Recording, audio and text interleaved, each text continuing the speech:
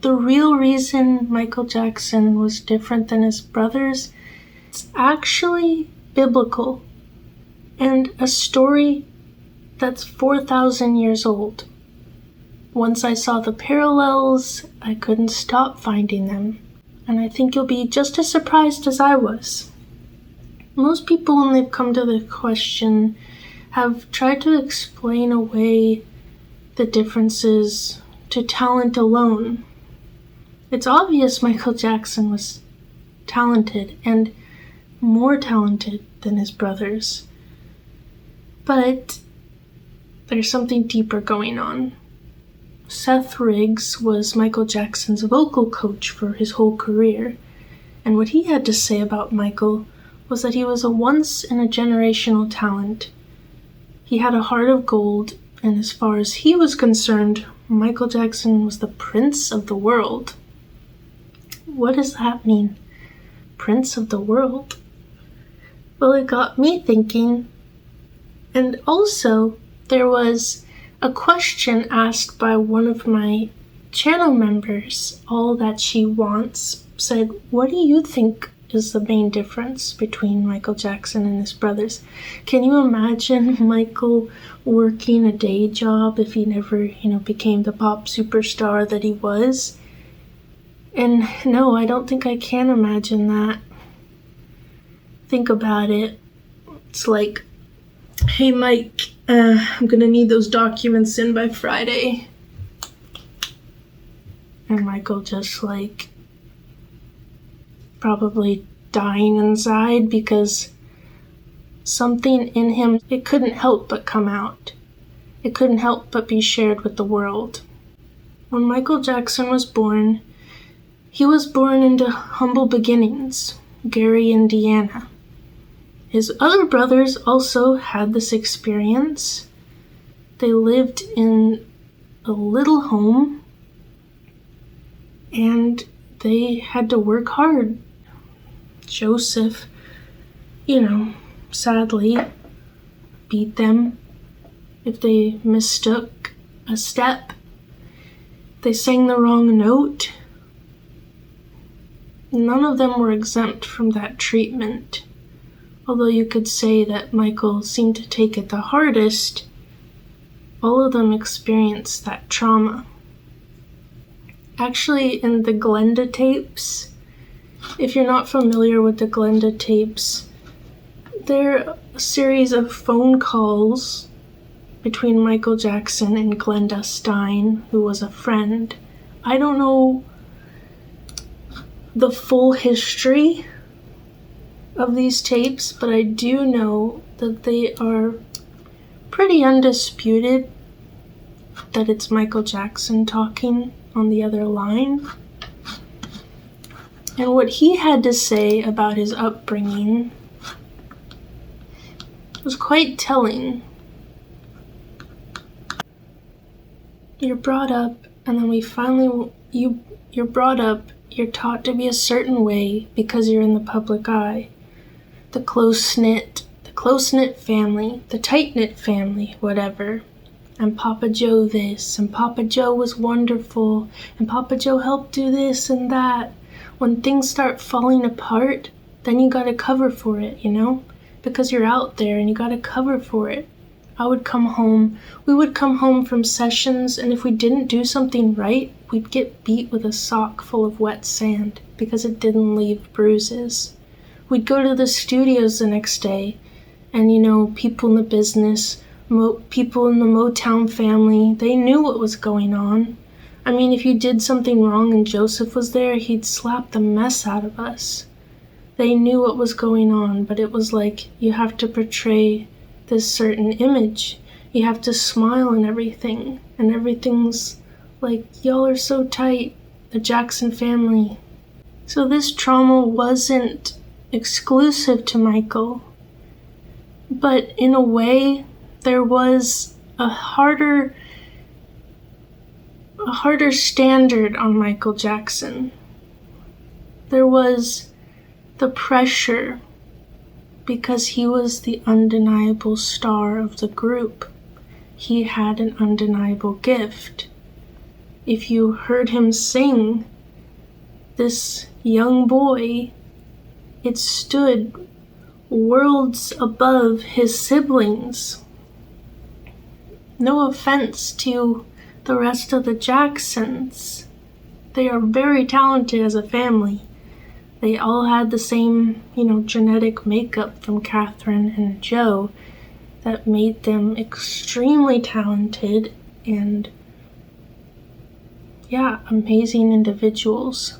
But if you've ever heard Michael sing, it cuts through like a knife. The clarity, this guy has a gift that's more than just his genetic makeup.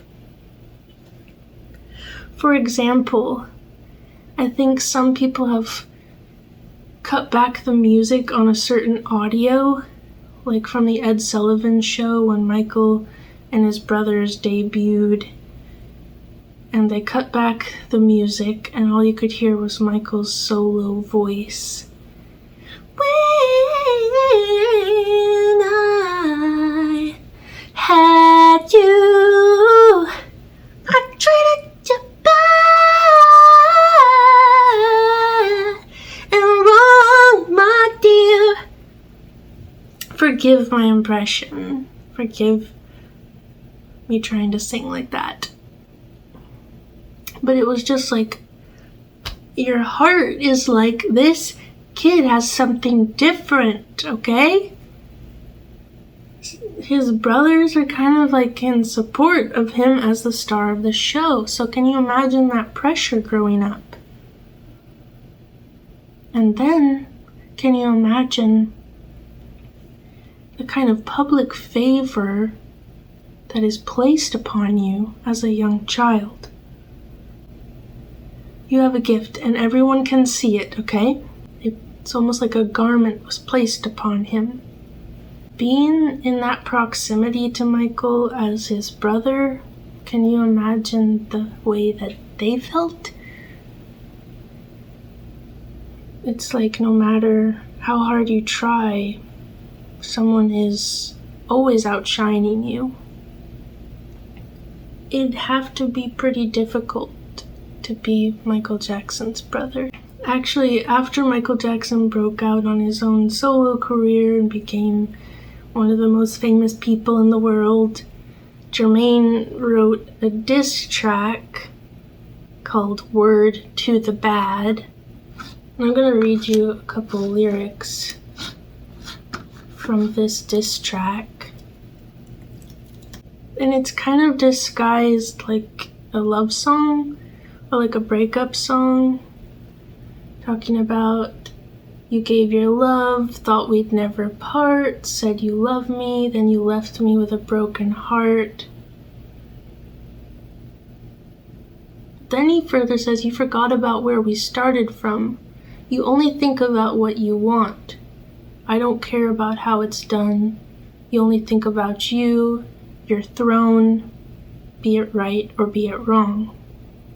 Constantly faking it, ain't no mistake in it. Get a grip, 'cause you're not far from breaking it.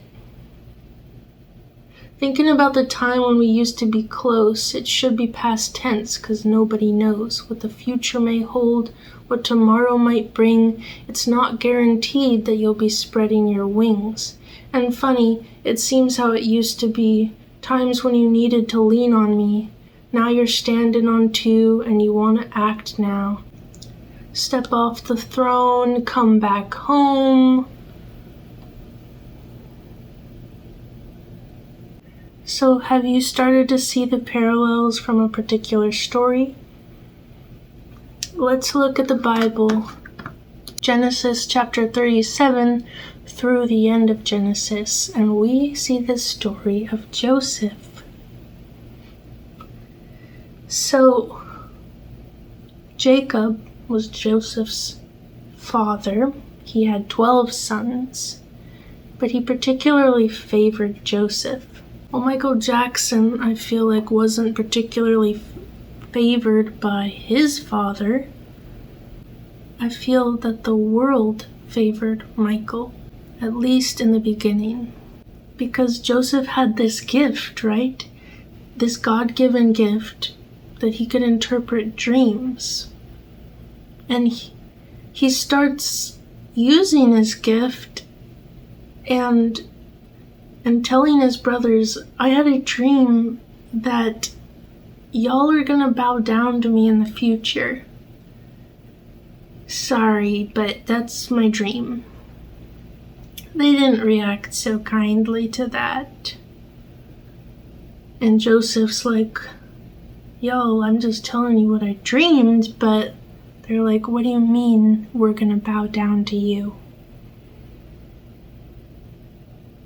If any of you are the younger sibling, I myself am a younger sibling, you don't really have authority over your older siblings. They're the cool ones, okay? They're the ones you want to hang out with and you want to be like, and they kind of have the power over you.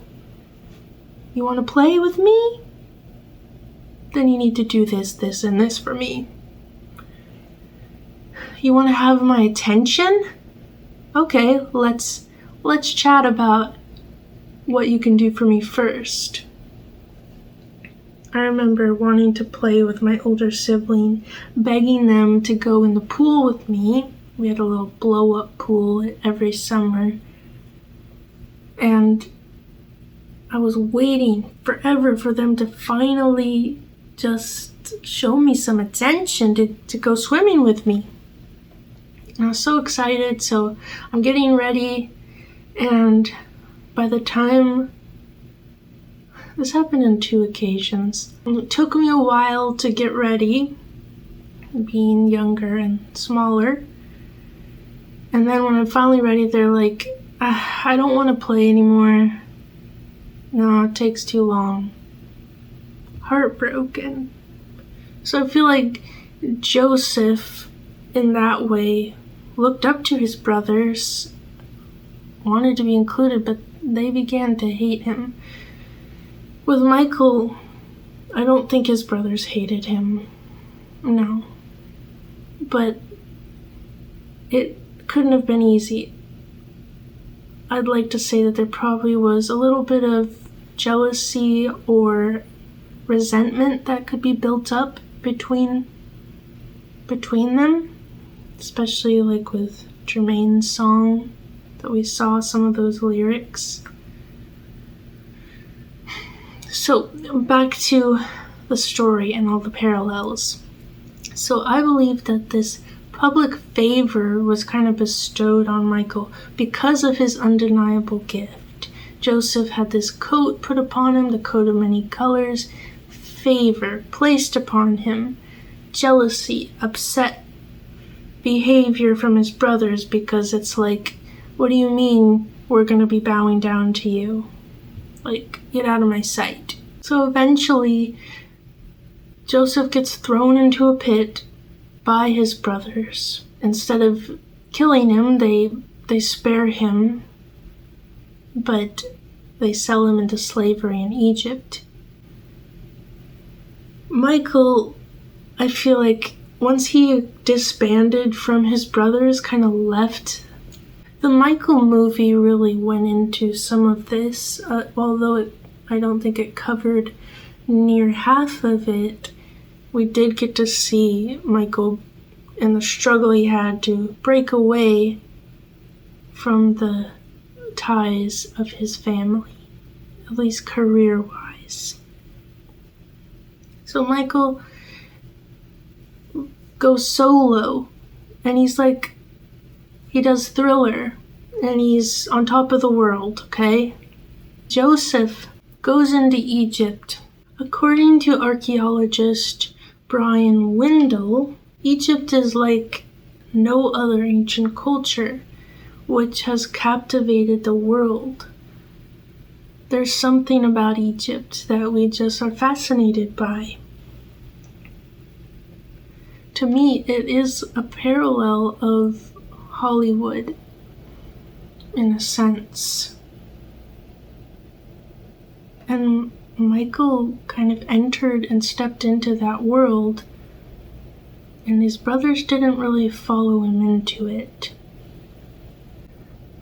me take a few steps back and talk a little bit about this, how this is a parallel.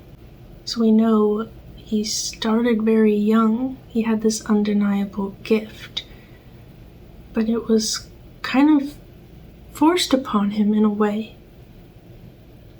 Do I think Michael would have done anything else? No, I think that this was part of God's plan for Michael Jackson. Some people could say this is a stretch, but then it gets deeper. While in Egypt, Joseph gets falsely accused and thrown into prison. Michael also was accused. There were allegations. Michael kind of lost public favor. He went through extreme difficulty. At this point, I don't believe he had the favor of the world on his side. And Joseph was in prison for a long time. And while he was in prison, there were other prisoners who had dreams that troubled them. And Joseph interpreted their dreams. And he made sure to let them know that the gift was from God. It was God who was interpreting the dreams, not him. And he told them, once you're released from prison, because according to his interpretation, these dreams that these prisoners had would mean that they would go before Pharaoh. He said, remember me. Tell Pharaoh about me. The guy forgets. Okay, so he's still in prison. I want to back up and say one slight parallel that I like is Joseph always pointed back to God. He recognized this gift that he was given was from God, and he didn't take it as his own. It's like, no, I'm a dreamer of dreams. I interpret dreams. Hear me roar. Michael was the same way. He had this gift, but he always saw it as from God. In all his speeches, first, I'd like to thank God. First, I'd like to thank God, who makes all things possible. Let me read you one of Michael Jackson's notes that is particularly beautiful to me. Feel, as though a prophet writing through the thoughts of God. His penmanship, God's thoughts. Before I get into a particular allegory that this reminds me of, both the story of Joseph, the story of Michael Jackson, and also how it can apply to you, I want to bring up something that's commonly brought up when you talk about Michael Jackson and his spirituality, because he was obviously a very spiritual person. There's so much evidence of that. Through his songs, through his own notes, through his upbringing. There's this thought that anyone who is famous or in a high position cannot serve God. That they are ultimately someone who sold their soul to the devil for fame. I've talked a little bit about this in my other videos. I just think it's a ridiculous thought because the Bible is filled with stories like Joseph, like Daniel, like Queen Esther. Even in the New Testament with Paul, he was in a pretty high position. All to say that God can use people in positions of power for the purpose that he has set forth. Read those stories. Read the chapters 37 through 50 of Genesis, and you'll see that Joseph, after he was released from prison and interpreted Pharaoh's dreams, he was placed only second to Pharaoh.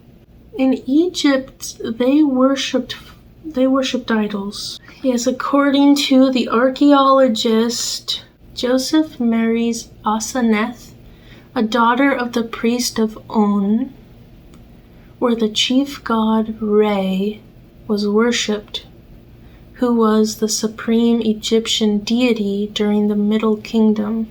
Are these people going to say that Joseph must have worshipped Satan? I don't think so. He was in that system. He was in Egypt. He was immersed in the culture as second in command, as a Hebrew, for a specific purpose. So many times Michael Jackson talks about how he believes his gift was given by God and for a specific purpose. His trajectory, the difference from almost anyone else that you can name in history. Surely God was doing something. There's actually a quote from Moonwalk that Michael Jackson talks about what he believes was his purpose, his God-given gift. It was a painful decision to leave the Jehovah's Witnesses, but I knew I had to go my own way. It seemed that the elders were passing judgment on me, and I felt I couldn't be a proper witness any longer. I just didn't want to be half in and half out, which is how I felt, so I disassociated myself from the church. I still believe in the Bible, and I still believe in God, but I've decided I can't be a part of a religion that won't let me be who I am, that won't let me share the God-given talent I have with the world. So now this allegory that I feel encapsulates some of the experience Michael had, some of the experience Joseph had, and some of the experience we can have. If y'all have heard of the Opal, it's called the Queen of Precious Stones, because in it has all the colors of the rainbow. And where that color sparkles and shines in an opal, it's called the fire. You see that fire in that opal? Means you see all that glittering goodness in there that makes it attractive. But what's interesting is how an opal is formed and how it shines. It's not just born an opal, if you will. It has to go through a process. For an opal to become an opal, it needs minerals and elements of water to come in, and it has to be uniform. Silica bubbles get formed in a systematic way from the water coming in, little by little. And then, as you get enough of these silica bubbles built up, light can refract through those bubbles and shine out all these colors. So in a sense, the opal doesn't have color of its own or fire of its own. It's merely refracting light. Another point. How does this water get in the first place? It's usually along cracks in the surface of the stone. The difficulties that Michael went through. Harsh treatment. People thinking he was, that never left. Whenever you say Michael Jackson, people who don't really know much about him, automatically that's what they think is true. Slander, jealousy, you can't trust anyone, and bearing the pressure of this gift on him. Joseph, given a gift by God, but set for a higher purpose, betrayed by his brothers, thrown into a pit, sold into Egypt, thrown into prison after being falsely accused, left in there and forgotten, and ultimately becoming second to Pharaoh for a higher purpose. And us, when we go through difficulties, those very cracks in our heart, in our soul, become doorways for God to get in. Precisely through those cracks. If they didn't exist, there might not be a way for God to enter in His life, drip by drip, with all the elements, the minerals that can make us shine. Shine that beautiful fire, those colors to others. So that's what I want to leave with you guys. It's the same story, I feel like, with Michael. He let his light shine. He had a gift and he was faithful to the gift given to him by God. He didn't think it was of himself. He identified that it was of God, and he shone it out. It might not look like what you expect. You can't put God in a box of what He's doing in somebody's life and what He's doing in the world. We just trust that He's God, and with the gifts that He's given us, we need to be faithful. But usually it's not without difficulty. But through those difficulties, God has afforded a way to shine out from us. I wanted to share something also exciting, the channel membership. I'm opening up another tier that is more accessible so that we can all still benefit from the book club. For my current channel members, I just want to say thank you. And I will be posting another video to let you guys know how to get into the Discord, and we'll go from there. Until next time.